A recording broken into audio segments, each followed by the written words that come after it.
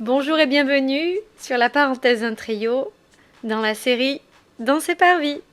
Nous allons partager aujourd'hui un nouveau feuillet de la bonne semence qui s'intitule Tournez la page.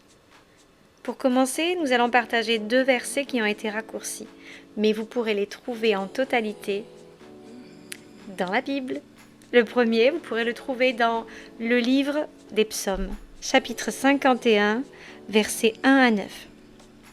Et il dit ceci: Use de grâce, efface mes transgressions, efface toutes mes iniquités. Le second se trouve dans Ésaïe, chapitre 43, versets 16 à 25. Ainsi dit l'Éternel: c'est moi qui efface tes transgressions à cause de moi-même, et je ne me souviendrai pas de tes péchés.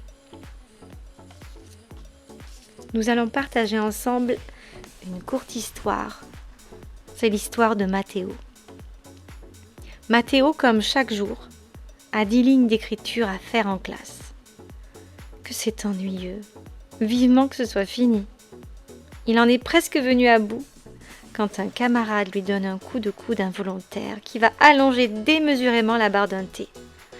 Il riposte avec son poing et une grosse goutte d'encre vient s'étaler sur sa page.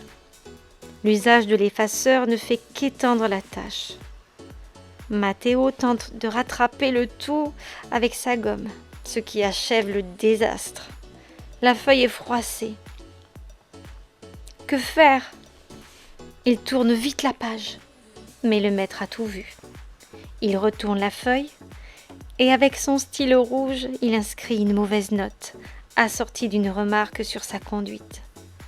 Et oui, souvent nous pensons tout arranger en tournant la page. Oui, j'ai eu tort, mais dorénavant je ferai mieux.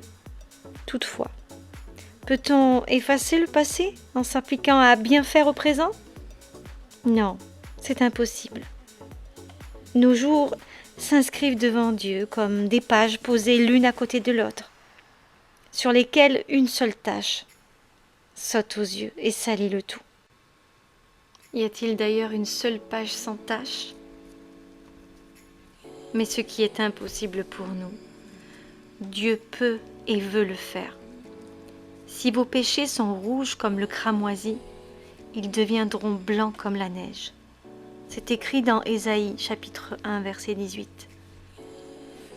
Mais vous avez été lavés, mais vous avez été sanctifiés, mais vous avez été justifiés au nom du Seigneur Jésus et par l'Esprit de notre Dieu.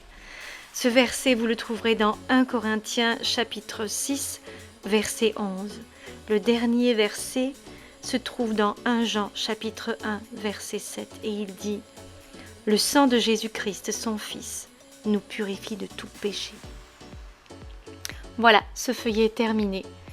C'est un feuillet qui nous rappelle que l'on ne peut pas être pardonné par nos propres œuvres et que nous ne pourrons pas négocier devant le Seigneur.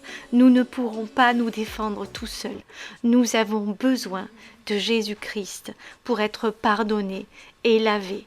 Il faut que nous le reconnaissions comme notre Sauveur et notre Seigneur pour pouvoir paraître devant le Dieu Tout-Puissant. Voilà, je vous remercie d'avoir passé ce moment avec moi et je vous dis à la semaine prochaine.